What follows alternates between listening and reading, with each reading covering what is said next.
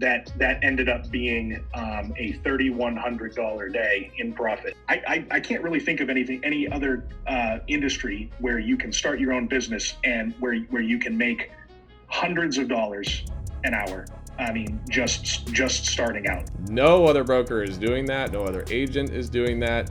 Customers that send me emails over the course of a month, it's probably closer to 10 or 12. No one other like billion-dollar 3PL is doing that. Guarantee it. Seriously, no one is doing it. We just went from our 6-month verbal agreement to locking down a 2-year contract with that customer. I would say yearly revenue right now would probably be about $700,000. So for those of you who haven't seen me talk about Andrew in any of my other videos, obviously he's been crushing it. I talk all about him. Started 11 months ago now. He was a driver for 10 years. What made you want to become a freight broker, and like how did you actually like get started? What was like your main motivation? Like Matt said, I've been driving for 10 years. And I knew about freight brokers. And I understood what they did. I didn't really know anything about the earnings potential involved in becoming a freight broker. But I will say that I had actually looked into it a couple of years. I saw some YouTube videos a couple of years after I started driving, and I kind of looked into it. I said, I'm not really a salesy kind of guy. That's not really what I want to do with my life. And so I brushed past it, and then I guess about 7 years after that, I started looking into it again because my wife told me, being married, she told me that she wanted me to be home, and I had a local job, a local truck driving job for the last 8 years that I was driving, and it wasn't terrible. I was home the vast majority of nights up until the last job that I had to be out 2 nights a week. It wasn't awful, but the problem was that working, somewhere between 10 and 14-hour days, Monday through Friday, sometimes having to go in on Saturdays, and then in a 2-hour commute in total every day, back and forth. I missed so much. I was tired all the time. I was absolutely wrecked. And it was easy when I was as I started getting to my mid-30s, I started to realize that it just wasn't the life for me. It wasn't going to be sustainable with a family anymore. I was missing all kinds of things for my daughter, sports events, school awards ceremonies and things like that, because she's just a genius. I mean, I'm not literally a genius, but she's fantastic. She's just a great student. I was tired of missing all that stuff, and my wife told me, she wanted me to be home more. So I decided to make the switch. I actually bought into another program before yours, and I think we've talked about that. That was it wasn't very good. I was very disappointed. I knew most of the stuff that was in the program anyway, because when you're a truck driver for 10 years, you understand how all that stuff goes. And when I found your program, it was a lot more insightful. It was much more up to date. I joke with all the guys in the Discord that the other program caused me to buy a $550 copier, printer, fax, and machine that I didn't need to buy, and it literally sits in the spare room, and it gets used maybe once every couple of months, and usually for my daughter's projects she has to do for school. I don't think I've used the thing for business since I printed my W-9, which I didn't even need to print. So it was just goofy. So yeah, that's essentially my background. I have no sales experience other than I worked at GNC, the vitamin store, for a very short period of time after I got out of the Army. And that's about the bulk of my sales experience. And I wasn't very good at it, to be perfectly honest with you. So you definitely don't need sales experience to do what we do, as long as you understand the right questions to ask, which is all about your prospective customers' needs. It's hard being on the road and not being able to find the time to get back to the family for important stuff. Like, no matter how important it is, it's like you have to be on the road in order to be able to make money. And you also have only so many hours in the day, and you can only drive so much as like one human being throughout the month. So there's like you're very much capped out every month, no matter how much you drive, no matter how much you put in on how much money you make. So I think a lot of people are in that same boat. You're right. You're literally capped to what you can drive, and if your wheels aren't turning, then you're not making any money as a driver. You're also not rewarded for excellent customer service. That's something that was instilled in me by my parents.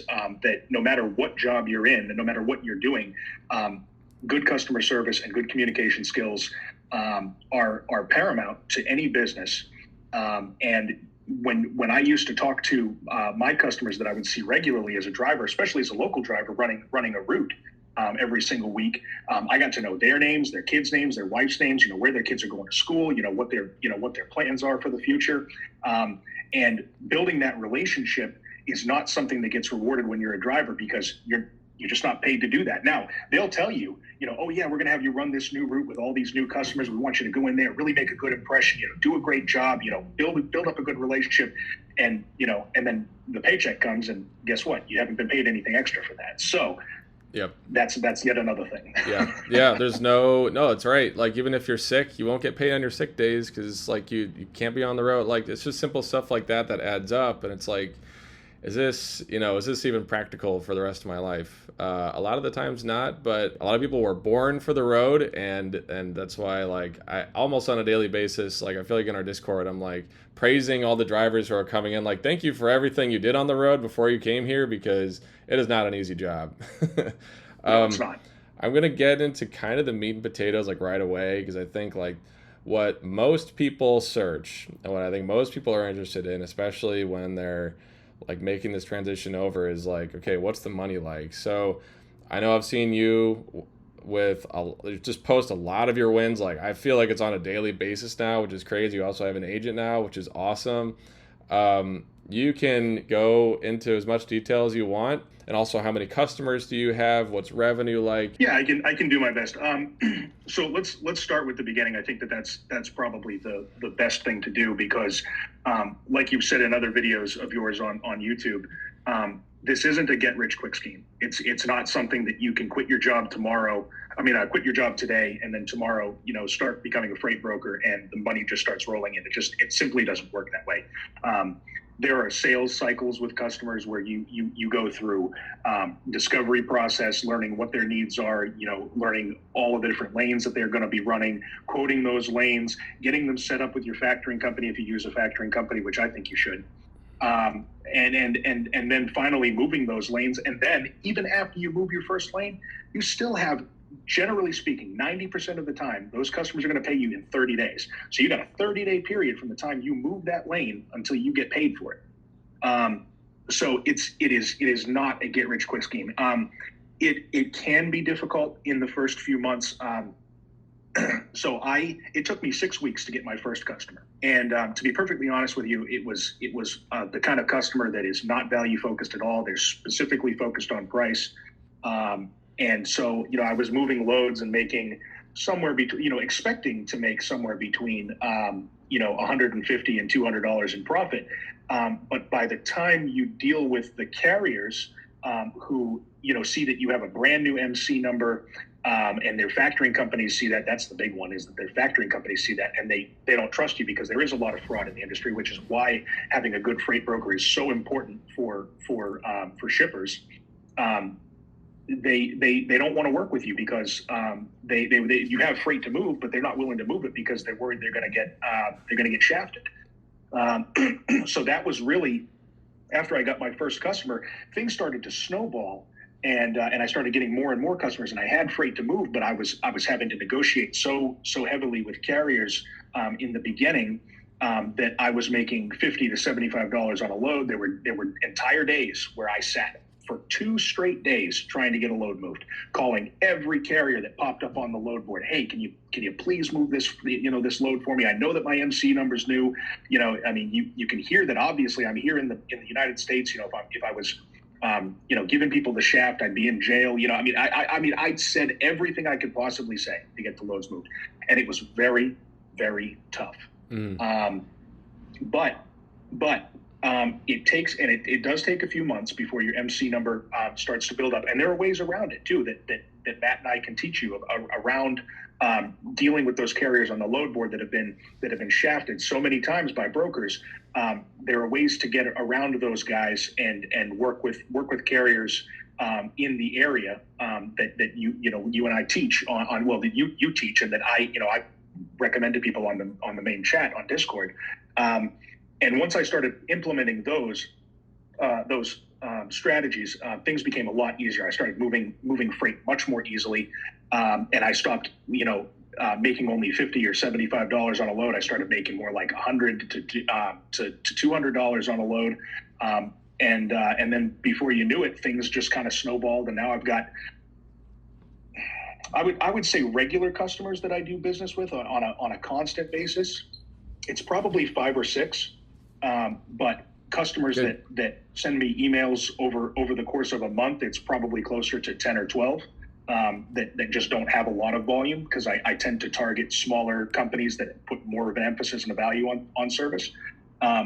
But the big ones that I have, the 5 or 6, I mean, those customers alone propelled me well beyond just the business maintaining itself. Now my business is not only profitable, and started being profitable about 8 months in, but now it's also profitable and paying my own bills, as well as beyond that. Now I'm starting to pay back some of the debt that I incurred from having started the business, and paying it back very quickly. And I'm going to be a little bit honest with you here. I got a little bit discouraged, which is something I said, that'll never happen to me. I'm so driven, and this, I'll take care of it. I'll get business left and right. And I did, but I did get a little bit discouraged in the beginning. I took some time off to kind of reset my mindset a little bit. So I tell everybody that I've been a little bit lazy. I mean, realistically, the 11 months that I've been in business, from the second week of November until through the first week of January, I did not make any sales calls. I didn't do anything, literally anything. And then before that, like what was it? 2 weeks after I started the business, I got really bad bronchitis, and I couldn't even speak. Like when I spoke, I was literally like, you couldn't even understand what I was saying. And so for 2 weeks there, I remember that. So yeah, it's like two months out of the 11 months that I was in business, I literally did not make any sales calls, and now I still am where I am now, which is in a fantastic place. I mean, just absolutely fantastic. In terms of revenue, I would say a conservative estimate, if everything stayed the same, I didn't lose any customers, which I definitely won't, because I do a really good job for them. Not bragging, I'm just being honest. And if I didn't gain any other customers, I would say yearly revenue right now would probably be about 700,000. Hell yeah! And the profit is probably right around, I think the last time I looked at my TMS, it looked like my average profit was somewhere between 12 and 13%. It changes week to week, because sometimes I have some of my more value-oriented customers, giving me lots of loads, and some weeks it's more of the price-centered customers that are giving me loads. So it kind of fluctuates, but a lot of that has to do also with the fact that I move a couple of dedicated lanes. One is a delivery route. The profit on that is pretty low. It's about 11%. It's still more than enough. I mean, it takes me literally one phone call and one invoicing every week to make sure that everything's on track for that. So, making the profit that I do on that is fantastic. And then the other customer, it takes me, a couple of phone calls and a couple of emails, but those are 7 to 9 loads per week. For a customer going 118 miles from their facility to another facility, and like I said, 2 phone calls, 2 emails a day, and the profit on that's about 9.5%. Actually, I'm sorry, it just went up, because we just went from our 6-month verbal agreement to locking down a 2-year contract with that customer. So it actually went up to about 9.79%, if I remember correctly, but.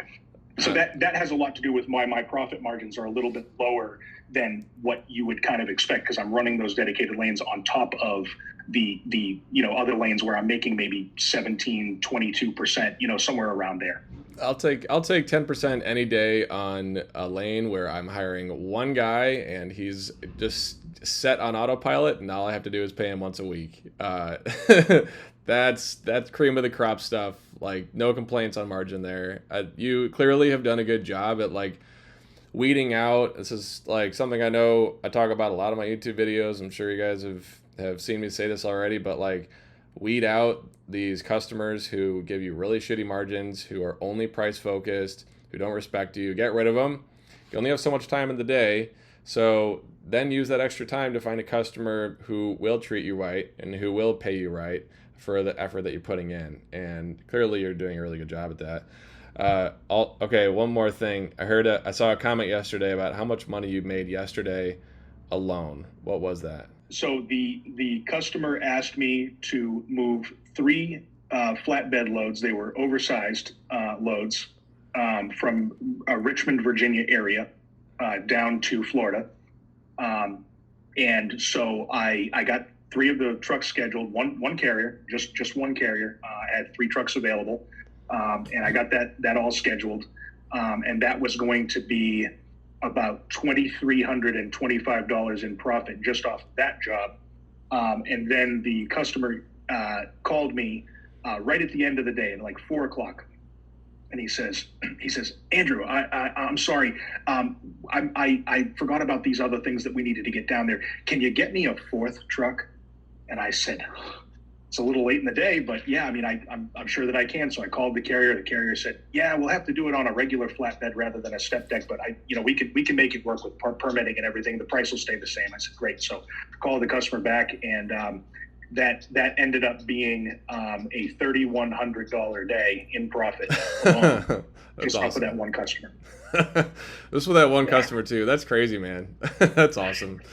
It's pretty incredible, and a lot of it has to do with the fact that they're having to pay a premium to go down to Florida. It's just there's not a lot of dry or open deck freight that comes out of Florida, and so the trucks have to make a good margin going in, and that's just how the dice roll sometimes. I'm glad your customer understands that too. Another thing that I know a lot of people are also wondering is like, okay, when they transition from anything else, like you could be a driver, you could be a dispatcher, you could be doing, you might not even know what a freight broker is. You're used to like the 9-to-5 life.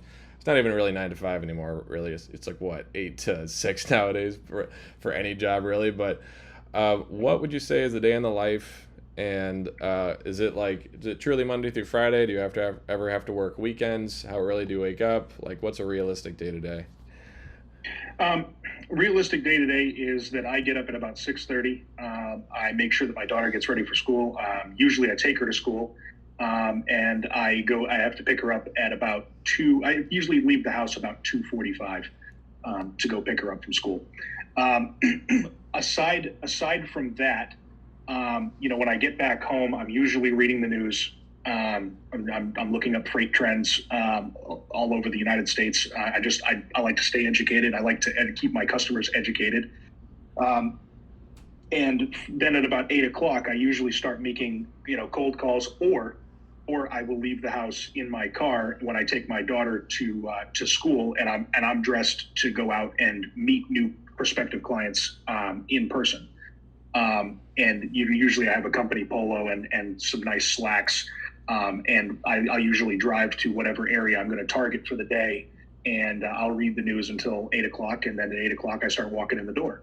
And that actually leads me into kind of like the next topic, which is like, how did you start reaching out to shippers, and what did you end up, like, I know the answer to this, but like, what did you start gravitating to, where did your comfortability level start getting geared towards the most? Like, I know you were a social guy. We hopped on the phone one day and we were like, you know what, maybe what you're currently doing could be changed in terms of outreach. What did that all look like? So I'm terrible on the phone. Even sitting here right now, I feel shaky. I feel nervous. I feel anxious. I don't know why that is. I've tried so hard to get over it. When I'm talking to somebody in person, though, I'm very comfortable. I'm very relaxed. I like to joke. I like to have a good time. And so that translates very well to in-person cold calling, essentially, in-person sales outreach. And so that's the majority of what I do. I do still, use email and phone calls. If I walk into a place and they say, oh, that guy's not here today, or that guy's actually in Ohio, here's his phone number. I do call them. I actually had a situation like that happen last week where I showed up at a business and they said that our logistics manager's in Ohio. But here's his phone number. So I gave him a call. He actually called me back. And he sent me some lanes to quote for him that are coming out of North Carolina here. So even if I don't see the person in person, they still like the idea that I am close to the location that they're shipping out of, and that's very helpful. So that's how I kind of transitioned into cold calling and cold emailing into in-person outreach. And just really quickly, like the day-to-day. It is a lot of, trying to earn new clients, and moving, loads for existing clients throughout the day. It's not, an 8 to 6 job necessarily. I've had times where I've had to be on the phone with a carrier, up to 9 o'clock at night, but it's usually a 10-minute phone call and then you're done.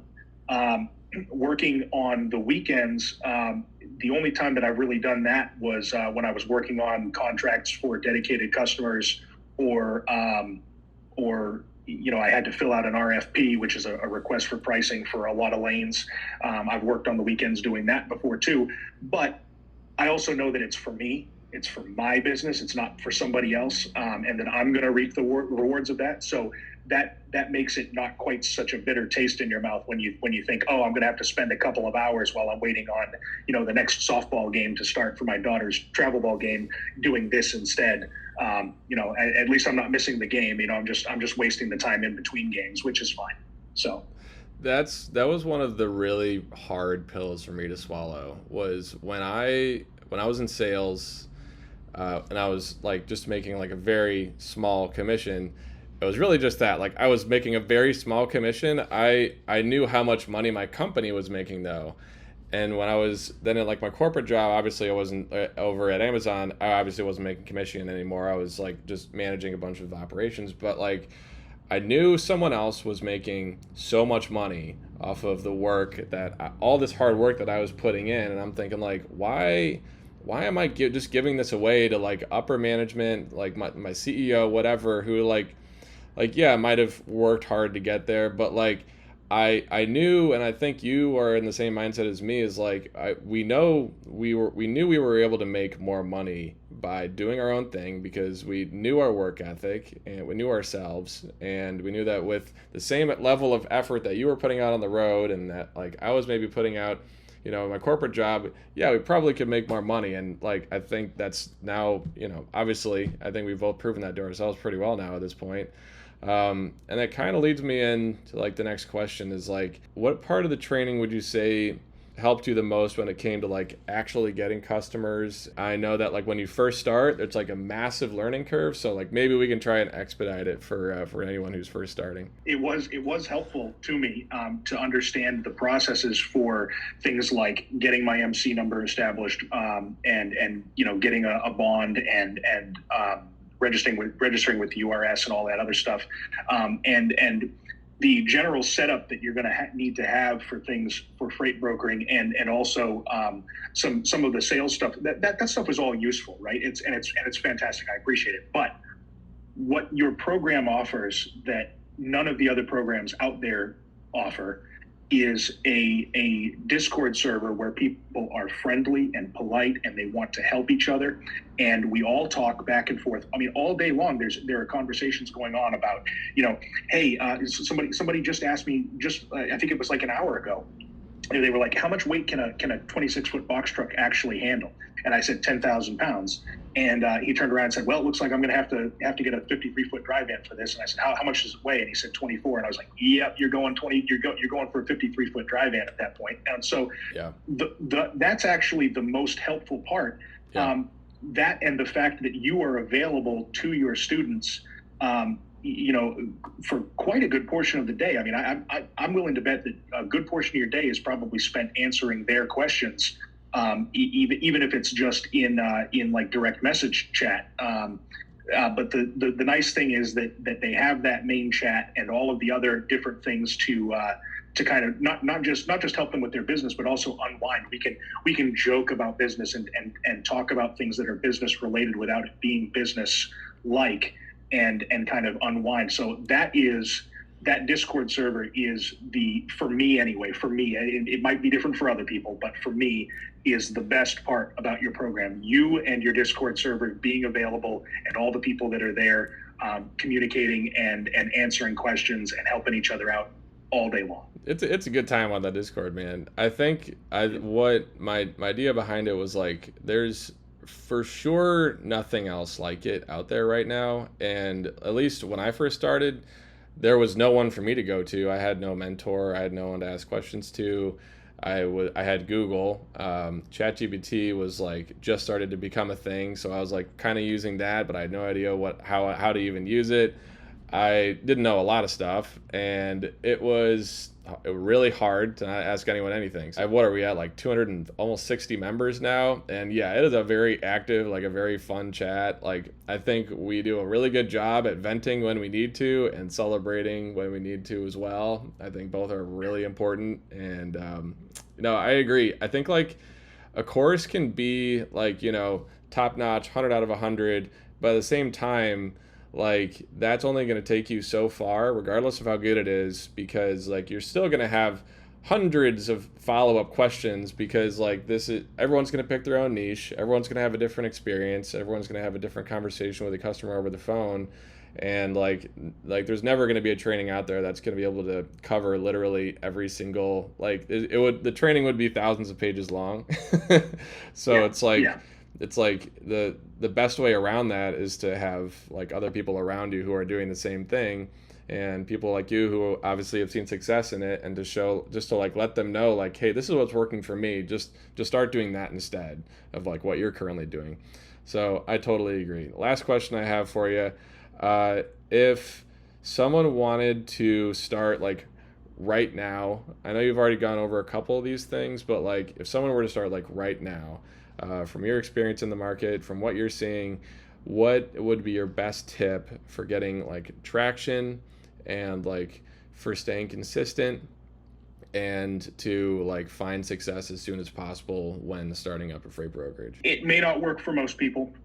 Some people, most people these days are not super social creatures. But if you can find the courage to just a couple of times, and because you'll get into the swing of it, and before you know it, you'll feel like you should have been doing it all along.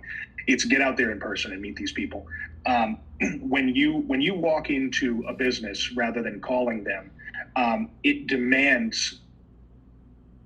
Yeah, I guess that's the right word for it. It almost demands their attention.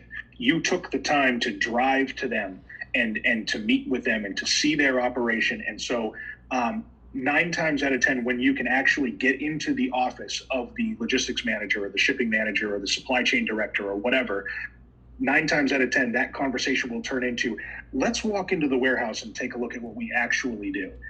It's at that point, for me personally, because I'll start pointing things out and talking to them about their actual business. It is at that point that I know that I have at least won the opportunity for some kind of a discovery call or to quote Lane's. And you won't always get business, but I would say if I can get into the guy's office and shake his hand, 90% of the time it turns into a let's go see our warehouse, and then at least half of the time, if not more than that, it's yeah, I'd love to send you some lanes to quote and just see what we can do on it, and see how we can be helpful. Oh, you think we could do it a little bit better that way, or you think that you as a broker working with one single carrier on these lanes might get us a little bit better value, a little bit better discount, a little bit better service, this, that, and the other thing, and those conversations are what turn into long-standing relationships and good customers. I agree. I think I need you to rewrite my section on going door to door. I think you've perfected it now at this point. And one thing that you taught me is going in person for like the first load or two, if you're close enough. Yeah. Like if you have the luxury, if you're living in the same city as where you're calling people or you're going in person, like definitely go to the business and like try to meet up with the driver when they arrive, because no other broker is doing that, no other agent is doing that.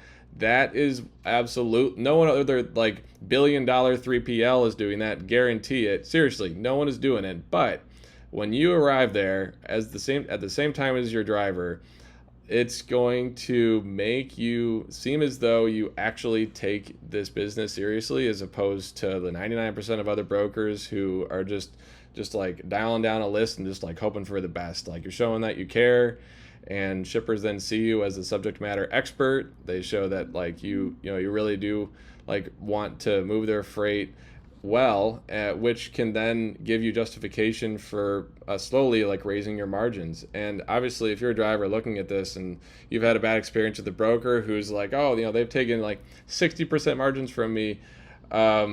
First of all, it's not normal. I'd say like what's typical in this market right now is around like 15%. I'd say like pretty much max 20. And if you can get a little bit higher than that, then you're getting lucky. A shipper won't even entertain a rate that's above like 20%. So what's practical versus maybe what you experienced is probably a total anomaly. I think it would be important to mention that just my first experience actually doing that. I just happened to get a call from one of my, I think it was actually my third. Yeah, I think they were my third customer. And he was in a panic. Can you get this moved? It's got to get out of here today. It's just a 1 inch high by 20 foot long by 3 inch thick piece of bar stock steel, and it's got to go to Texas. And I went, why is it going from North Carolina to Texas? Don't worry about it. It's got to go. I'm like, I said, okay, fine. It'll go. So I lined up the carrier, and it was one of those experiences with a carrier where everything seems okay, but you just have kind of a weird feeling about it. And so I decided to go down there and just make sure that the name of the company and the MC number on the door of the truck matched who I had looked up and was speaking to. And so I'm standing there at my car, and I see the shipper, who hasn't seen me in 3 weeks and doesn't know me from Adam anymore just by looking at me. And I see him walking out and throwing the thing on the truck, and then he looks over and he says, "Hey, can I help you?" And I said, "Hi, Ray, it's me, it's Andrew." And he goes, "Oh, you're the broker." And I said, "Yeah." I said, "I just wanted to come down. It was our first load, and I wanted to make sure that everything went okay." And he goes, "That's so cool. I've never had anybody do that before. That's amazing." Awesome. And That's awesome. he just, he freaked out. So I they got loaded. The truck took off. I shook his hand. I said, "Hey, it was great to see you again, and I can't wait to move the next load for you." And on the way home, he emailed me, and I got the notification on my phone that he sent me an email with 3 more lanes to quote. And now, to be fair, they weren't lanes that I could be competitive with. It was with a carrier that they were working with directly, and I just wasn't able to compete with that price at the time, and that was perfectly fine. But consistently, I check up with him and see if any new lanes have opened up, anything that I can get in on and work on. And there have been some that I have been able, short-term projects that I've been able to help him out with. But it built that relationship up so well that even if he doesn't have anything going on, we still email back and forth at least twice a month, just to see, hey, how's family doing? How's everything going? That's awesome. I stopped by there a couple of weeks ago just to see him, and now he remembers what I look like. So it is an extraordinarily important thing to do if you have the capability to do it. If you're like Matt said, if you're targeting customers in your area, go for the first load, at least for the first one, and then maybe do it once a quarter. If you've got regular lanes that are moving in and out, just go down there once a quarter and just say, "Hey, I'm just," I know we talk on email all the time, but I feel like it's good to, when you guys have a load, to every once in a while just to come and check up and see how everything's going. I promise you it'll pay out dividends, huge dividends in the long run. I agree. If you're overseas and you don't have the ability to do it, it's definitely not game over. But if you're in the States and you can take advantage of something like this, then definitely do it, because it helps. I've been working on this RFP, and I've had a couple of other things going on. How many lanes? Minor loads. How many lanes is that RFP? So this one that I received the end of last week was 150 lanes, and then I did one 2 weeks ago that was 400. think it was 410 lanes. Yeah, and I haven't even heard anything back about the 410 lanes one. The difficult thing as a small brokerage is competing with some of the bigger guys on the those 400 lane RFPs or 150 lane RFPs. It's still worth doing because you could very well earn a couple or three of those lanes, and that'll pay out huge dividends for you. But it's also good practice for when you do explode and you get to the point where you can quote some really small margins just to move freight. And because those, if you're moving over the course of a 6-month period, there were some lanes in this RFP that were moving 500 loads in 6 months. I mean, that's insane. Imagine even if you're just making $25 on each load and all you're having to do is send an email, hey, load's ready, come pick it up. And they know where they're going, and that's you just made $25 in 30 seconds. I mean, that's the kind of thing that you can do as a freight broker that I can't really think of any other industry where you can start your own business and where you can make hundreds of dollars an hour. I mean, just starting out, like you everything else requires like massive amounts of schooling before you can even touch that. So yeah, dude, within 7 months, what 11 months, you build a $700,000 business. Not everyone, what other business can you do that with? Like before massively going in debt first, like what is it? In order to open up a McDonald's, it's like $2 million first, or a coffee shop is like $500,000. Like we have the luxury of having very minimal startup costs and to be able to 100x that in a very short amount of time. It's pretty wild.